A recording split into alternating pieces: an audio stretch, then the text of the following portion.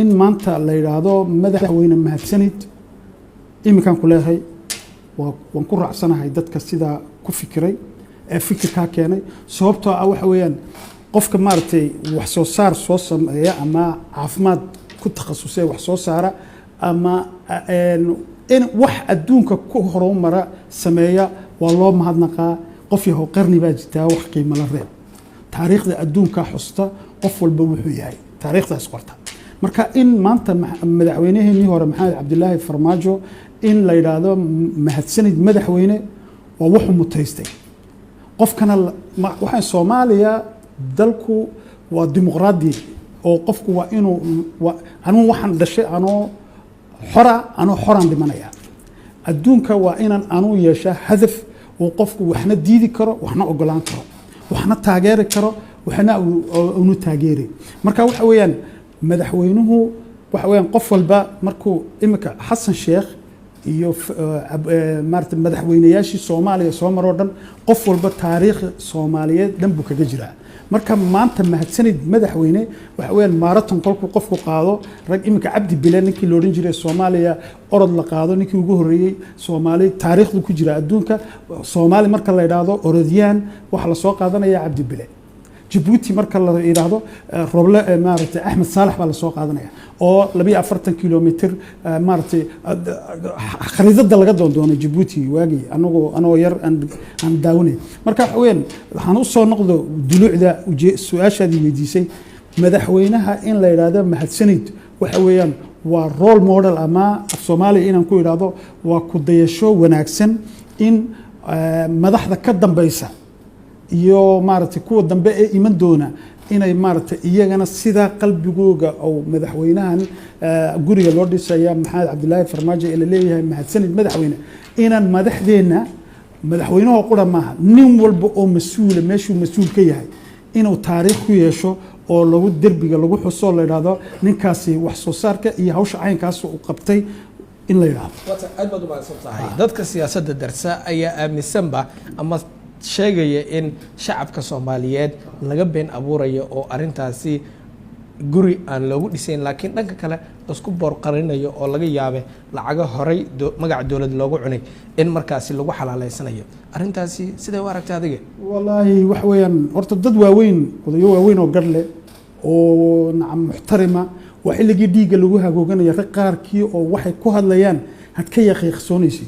wax weeyaan ummadan Soomaaliyeed waxa weeyaan dalkoogii horeyna waxa u dumiyay ku tiri kuteena wax aan cadeyn marka in maanta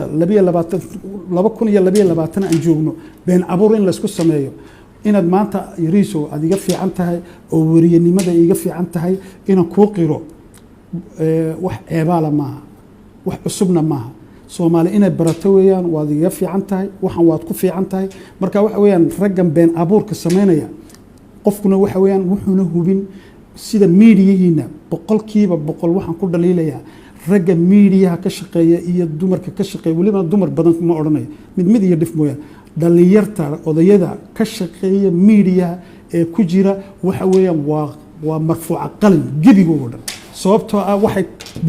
waxay buunbuuniyaan ama ay sheegaan wax Soomaali liddi ku ah wax qarannimadeena liddi ku ah wax aan horumar dalkeena keenay dalkan hadii sidii gabadhii naaleeya ee Kismaayo lagu dilay sida ay waxay uga waji bixinaysay ay Canada inta uga timiday ay warbixin iyo wajiga quruxda badan leh ay Soomaali leedahay ay ka sheegaysay in Soomaali haday saa wadani u wada noqon lahayd raggan kamarada iyo TV-yada soo fadhiisanaya sida adoo kale maanta dalkani waxaan inaan horumar gaadhnay iyo noqon lahayd farmaajo arintan la leeyahay qiiq baa la isku qarinayaana waxa weyn ilaahow ka yaaban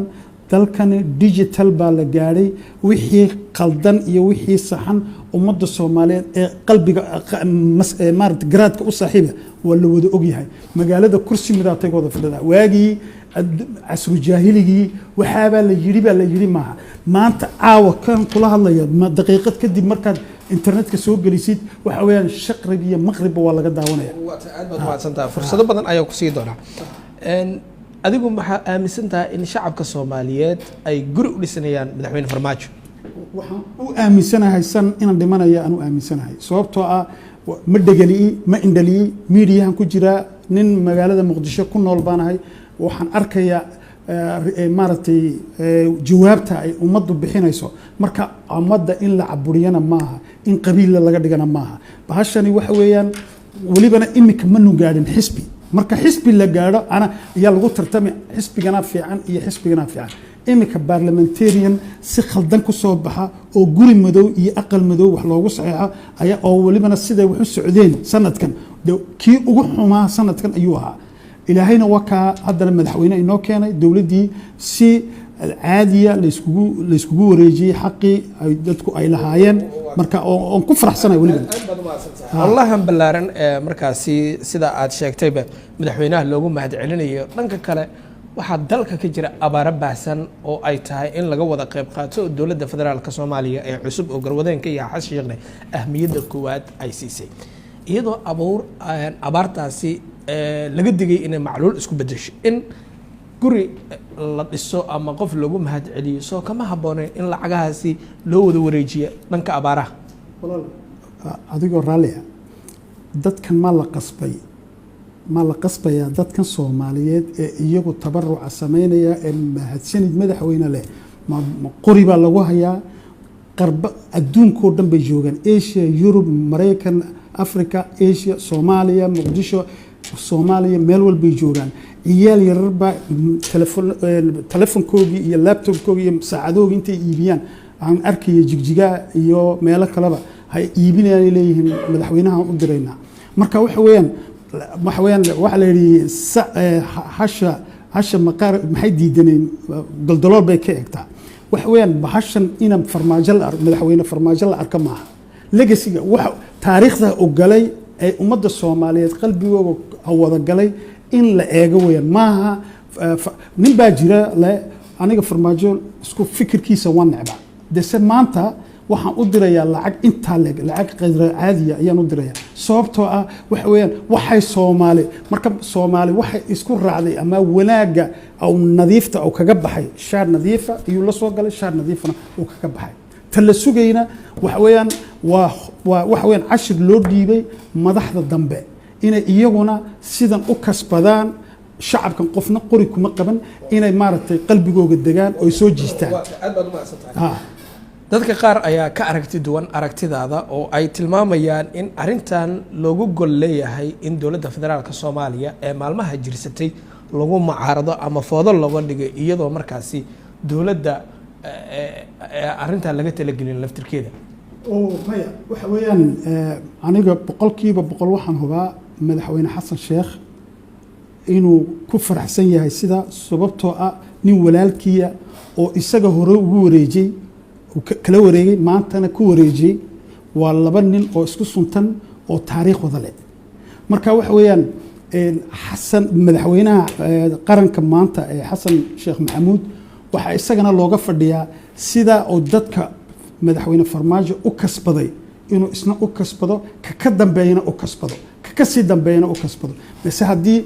waran ku taagiya cadow iyo la yidhaahdo ka ciidee soomaali waxay tiri ama cadkan ku cuni ama ku ciidee taa waa in laga tago waxa weeyaan dalkan hodankiisa iyo khayraadkiisa wayna deeqaa inaan waran ku taag iyo habartan ka baxno oo nidhaahno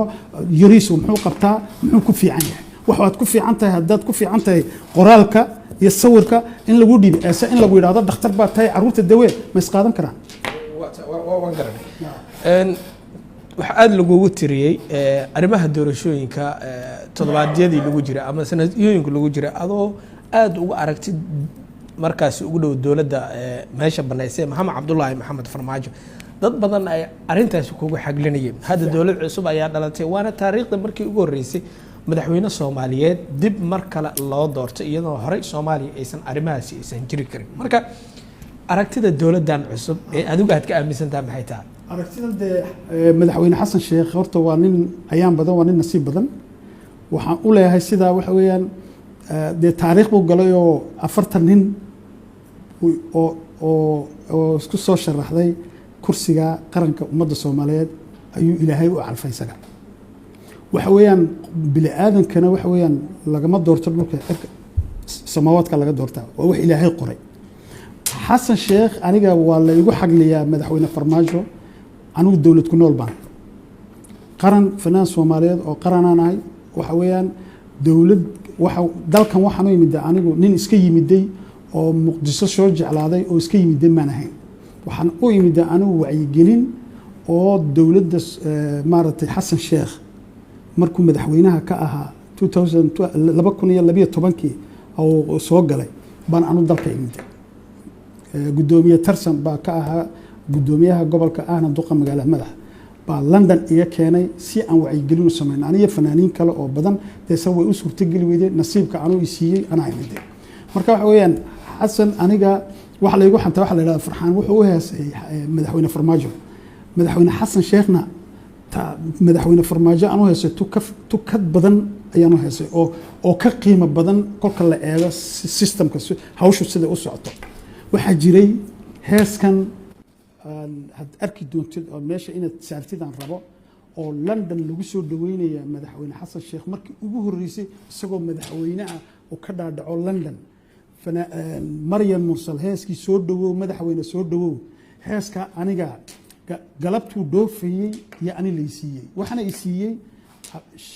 Cabdiraxmaan Yare abwaanka sameeyay oo reer Sheekha oo yiri Farxaano ina la igu sheegay ma rabi beesa madaxweyne Xasan Sheekh uu og yahay inuu inankaasi sameeyay marka heeska inankaaba ii dhiibay laxanka iyo midhahaba isaga leh Muqdisho inala jooga Maryam Mursal way nooshahay karaama uu nool yahay karaamaan la Maryam Mursal baan horta la hadlay waxaan ka yiri hees caynkaasa oo abwaan isiiyay baa jira